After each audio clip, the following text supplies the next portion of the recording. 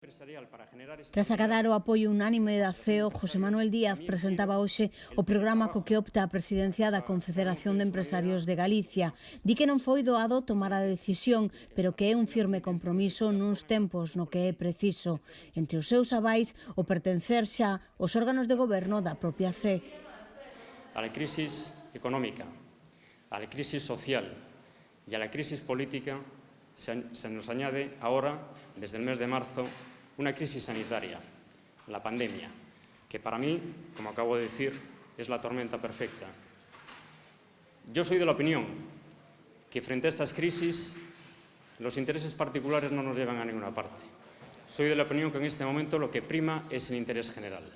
Y para que prime el interés general, de alguna manera la sociedad civil, la sociedad empresarial, lo que tenemos que hacer también es sacrificarnos, restar. ¿Qué quiero decir con esto? Restar de nuestro tiempo particular,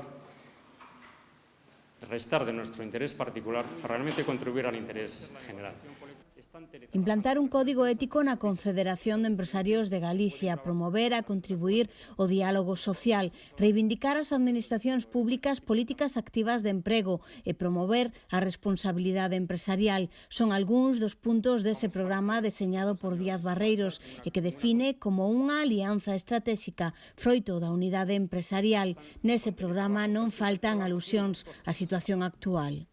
Que desde el punto de vista sanitario, que quede claro que los empresarios, para nosotros lo más importante es, por supuesto, la salud de nuestras empresas y trabajadores. Pero si un sector, por las razones sanitarias que sean, muy respetables, considera que un sector debe llevar al cierre total durante un mes, como puede ser el sector hostelero, pues, señores de la administración pública, deme usted ayudas. El virus no lo he causado yo. Yo voy a tener que cerrar mis negocios de hostelería. Efectivamente existe la herramienta de los ERTEs, donde exoneran de las cuotas de seguridad social y de los salarios. ¿Pero qué pasa con los alquileres?